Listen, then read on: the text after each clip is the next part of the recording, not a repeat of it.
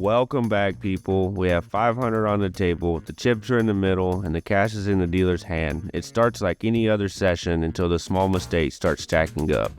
This one's not about bad beats, it's about bad decisions. Here's what not to do at the poker table. We're in middle position with pocket queens. There's one limper in front, we bump it up to 15. The hijack makes the call, blinds and button fold, and the original limper completes. We're going three ways with 48 in the middle. The flop comes 4 of clubs, queen of diamonds, deuce of diamonds. We smash it. Top set on a semi-wet board. Under the gun checks, and I decide to check back to have some balance and let them catch up. I'll have some c-bets here, but checking keeps the weaker hands in play. The turn brings the ace of diamonds. Not ideal. That card completes the flush and hits a lot of their suited ace range. Under the gun leads 15 into 48. Very small. It could mean strength, or it could just be a blocker bet. I call to control the pot, and hijack comes along as well. 93 in the middle, and we're heading to the river, which brings the deuce of spades. It's a beautiful card. We've got queens full now. We're only losing to aces full or quads. Under the gun fires 25, and I decide to bump it up to 60 for value. The hijack folds, under the gun tanks, and finally lets it go. We drag a $118 pot to start the session off right, but it's early. And as you'll see later, sometimes that hot start can lead to not so great decisions down the line. You had the flush? We're under the gun and look down at pocket kings. One of those hands that makes you just sit up a little straighter. We raise it up to 15 and both under the gun +1 and middle position make the call. We're going three ways to a flop with $48 in the middle. And the flop comes 9 of spades, 3 of clubs, 10 of diamonds. Not the best board at all for our range as under the gun opener. We're not connecting with many 10s or 9s. Our overpairs are still way ahead of most of their calling range. I go ahead and c-bet $15 to deny equity from hands like queen jack or king queen, and maybe get a stubborn 10 to pay us off. Both players end up folding, and we drag a tidy $48 pot to start the session off right. Not a huge one, but you've got to win the small ones too. Under the gun limps, and we're next to act with ace-jack offsuit and under the gun +1. I raise it up to 15 to isolate. The button calls, and the small blind 3 bets to 44. It folds back to me. Not exactly the dream spot out of position against 2 players, but ace-jack can flop pretty well, so I make the call. The button comes along too, so we're 3 ways to a flop with 136 in the middle. It comes 3 of spades, 7 of hearts, 6 of diamonds. Complete airball for me. And before I can even think about it, the small blind just rips it, and overbet shove for 225. No reason to get fancy here, I just let it go. The button folds too, and the small blind scoops it. Sometimes you just gotta fire once, miss, and move on. Yes! You missed it? Our dealer Rob is in full degen mode tonight. Apparently the tips weren't cutting it, so he's out here celebrating a sports bet win like he just took down the main event. Anyway, back to the poker. We're in the cutoff with ace-jack offsuit, sitting on about 500. Under the gun opens to $5. Low jack and hijack both stick in the call. This is a spot where a lot of beginners make their first mistake. They just flat and hope to hit a flop. I take the aggressive route and 3-bet to $20 trying to isolate. And then the big blind wakes up and absolutely nukes it. 4 bets to 120 into a $35 pot. It's a massive sizing. And when a small blind pulls that type of move, it's rarely a bluff. Against that range, ace-king, ace-queen, jack-jack, our ace-jack is just dead in the water. Easy fold, no hero complex, no curiosity. And that's the point. Don't fall in love with pretty hands. Discipline beats ego every time. Never give up. Yeah, ego won't stick with me. Then under the gun +1 with ace-8 of spades. Under the gun limps, and I raise it up to $11, and it folds around to the button, who makes the call. Blinds and under the gun get out of the way. So we're heads up, $27 in the pot, and I'm out of position. The flop comes 9 of clubs, jack of spades, 10 of diamonds. We flop an open-ender, but I decide to check, and the button checks it back. The turn brings the deuce of clubs. I check again, and he checks right behind, seems happy to take a free one. The river comes the queen of diamonds, and we hit the low end of the straight. I toss out a little $5 bet, and he min-clicks me up to $10. The tiny raise screams, please call me. But I can't fold for $5 more, so I pay it off and tell him, show me your king. He rolls over queen 3 for just top pair. Not gonna cut it. We drag this measly $47 pot. Nothing crazy, but take note of this guy. He's been playing back at me all night, and later he's gonna find a much bigger spot. I'm on the button with 9-7 of clubs. Under the gun plus 1 limps, middle position raises to 12, hijack calls, I call on the button, and under the gun comes along as well. 4 of us go to a $51 pot. The flop comes 8 of spades, 4 of spades, 9 of hearts. We've got top pair on a pretty wet board. It checks to the pre-flop raiser who fires 22. The hijack sticks in the call, I call, and Travis tosses in a call too. Go figure. Pot's now 139 with still 4 ways. The turn is the 6 of diamonds, giving us top pair and an open-ended straight draw. But everyone checks to me, and when 3 players all check on a board like this, it's usually a lot of missed spade draws, straight draws, or weak 1 pair hands, trying to see a cheap river. So I take the initiative and bet 40, looking to charge those draws and protect our hand. Travis calls, the original raiser calls, and the hijack gets out of the way. The pot's up to 259, and we're hoping for a clean river. The river comes the jack of diamonds, not ideal since jack 10 gets there. Both players check to me, and we happily check it back and go to showdown. We table 9-7 of clubs. Both opponents muck, and our second pair holds up. Gotta love it when everyone's drawing and we just quietly take it down in position. This is a $259 pot. What do you got going, buddy? The $5 straddle is on, and we're in the big blind with king jack of clubs. We get 4 limpers, and with the premium in a straddle pot, we decide to bump it up to $30. Straddle folds, but the low jack who's been playing back at me all night makes the call.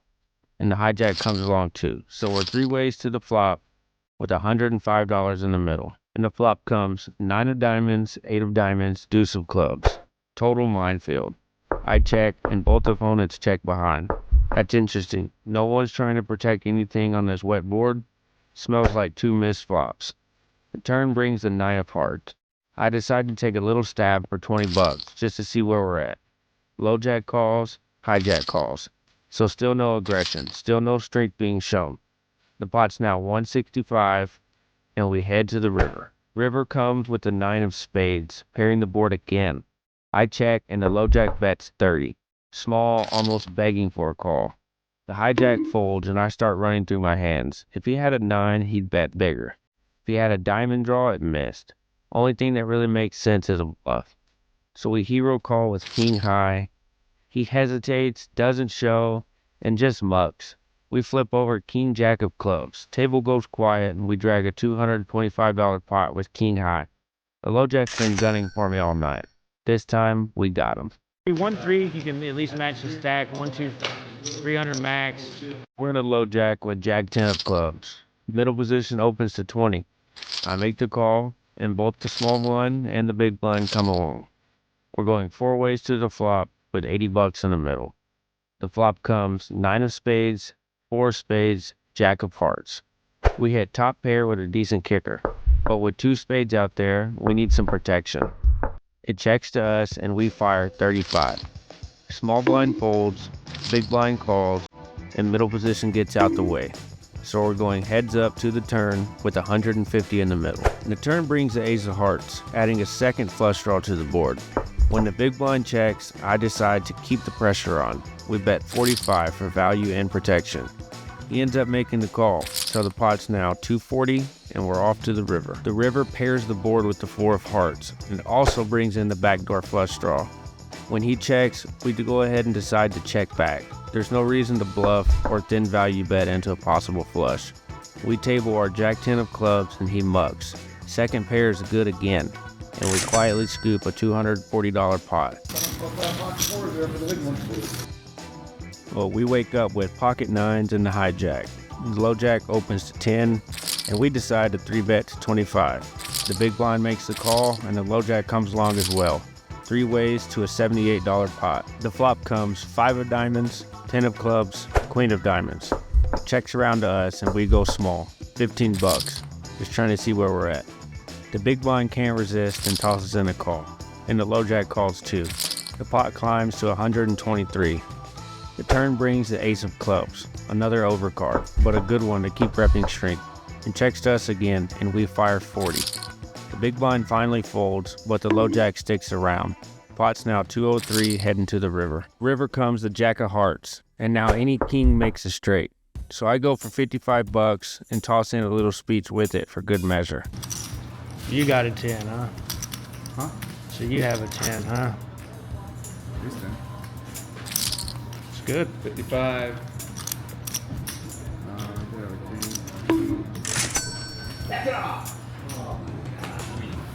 Still in shock from him folding ace 10. We're in middle position with queen of spades, 10 of clubs. I open $10. The low jack calls and the button calls as well. 3 ways to the flop with $33 in the middle. Flop comes queen of hearts, queen of clubs, 9 of spades. We flop trips on a dry board. I check.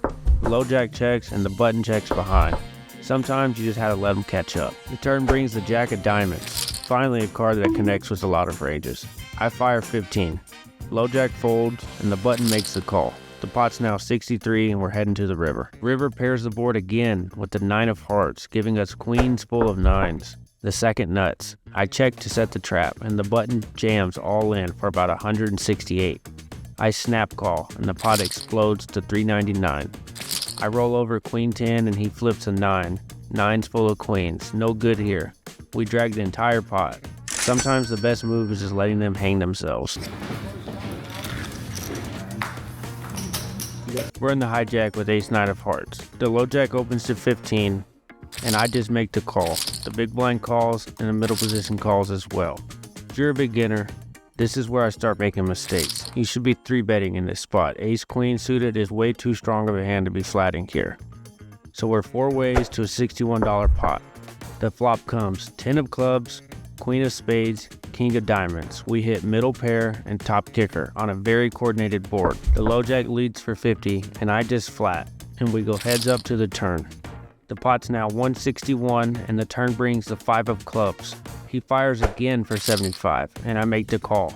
The pot's growing. It's now 311 and we head to the river. Should notice when people are trying to play big pots out of position, it typically means they have a strong hand. River is the 8 of clubs, completing the backdoor flush and all kinds of straights. He bets 75 again, same sizing, and I make the call one last time. We've been making all types of hero calls tonight and calling people down light. This guy just value owned us. He turns over jack 9, and just like that, he flopped a straight. And then he smiles and shows me the tattoo on his arm. Literally, jack 9. You can't make this stuff up. He drags a $461 pot, and this is where the wheels start to come off this session. Sometimes it's not just the cards that beat you, it's yourself. And this is where it all starts to unravel. We wake up with pocket kings under the gun, and instead of a standard open, I decide to limp, planning to spring the trap if anyone raises behind. And sure enough, the button makes it 11. Both blinds call, and now's our moment. I go ahead and 3-bet to 33. The hijack cold calls, which is already a red flag, and the button calls as well. Both blinds get out the way, and we're 3-handed to a $123 pot. The flop comes 4 of diamonds, 2 of hearts, 5 of spades, about as dry as it gets besides the straight. This board really shouldn't smash anybody's range in a 3-bet pot. My limp re-raise range is basically monsters only. Aces, kings, queens, maybe ace-king. Their calling ranges are usually medium pairs, 7s through jacks, or suited connectors that flop to nothing here. So I decided to check, figuring most hands just want to check back and we can control the flow. The hijack bets 50, the button folds, and now I decide to raise it up to 175, setting up a clean shove on almost any turn that isn't a jack or a queen. But he calls, and that just doesn't make sense. When someone calls a big raise in a 3-bet pot on a board this dry, they're usually floating over pairs. Let's talk about this for a second. When he calls my raise to 175 here, that range should be super narrow. I mean, we limp re-raise from under the gun, and he cold called pre-flop with 3 players still left to act behind him. That's usually 10s, jacks, pocket queens, maybe ace-king or ace-queen suited if he's feeling brave, but that's it. Anything wider than that and he's literally lighting money on fire. But this is 1-2 poker, where none of that logic matters. Most players aren't thinking about position or squeeze risk. They're simply seeing a flop. So when this guy calls my raise on this 4-2-5 board, he could still have small pairs, suited aces, even random connectors that have no business being here. In theory, this spot is a dream scenario. I'm way ahead of everything he should have. But the problem is, at this level, they don't always have what they should. The pot's now 473 and we're heading to the turn, hoping he's on something like jacks or queens, and not the kind of hand that breaks every rule in poker logic. The turn comes the 10 of diamonds. Not ideal, it brings in the backdoor flush draw, but I'm committed. I announce all in, and he snap calls before the words even finish leaving my mouth. He says, one time, and then he rolls over 2-4 offsuit, and I can't even say it with a straight face. 2-4 offsuit. Limp re-raise 3-way, and he flops bottom 2. And we're now looking for a 5, a 10, or a king. 8 outs to win back a massive pot. The river comes the 8 of clubs. No help. He drags a $1,343 pot, and I'm just sitting there trying not to laugh. Sometimes at 1-2, you just can't put people on ranges because they don't have one. Balance to them means 1 red card and 1 black card. They're playing vibes, not charts, and that's exactly what makes these games both brutal and beautiful. We pick up one of our last hands of the night in the middle position with pocket 8s, and there's a raise of $6, and we decide to bump it up to 15. Hijack calls, small blind calls, even under the gun comes along. We're somehow 4 ways to a flop with 62 in the middle. Flop comes ace of diamonds, queen of hearts, 6 of hearts. Not exactly the board we were hoping for. I check it back and everyone else checks, just trying to get a cheap turn. And the turn delivers. It's the 8 of diamonds. We finally make middle set. But before we can do anything, the small blind leads for $5. Oh. And then under the gun jams for 62. In this spot, we should be rejamming to isolate and deny equity from draws, but mentally the tank's empty. We just flat and the hijack tags along too. Now we're 3-handed and off to the river. Brings the king of diamonds, about the worst card in the deck. I check and the hijack rips it in, and I can't find the fold button. We make the crying call and he rolls over jack 10 for the straight. He hit a gutter. That's poker. 1 bad decision chain, 1 tired moment, and the whole stack disappears. When you catch yourself tilted, second guessing, and playing on fumes, just rack up and go home. Tough session tonight. Could have gone either way, but that's how you learn. Every loss sharpens the instincts. Every mistake makes the next win sweeter. Hit that like button, subscribe if you're new, because the comeback vlog's already in motion. We're not done yet.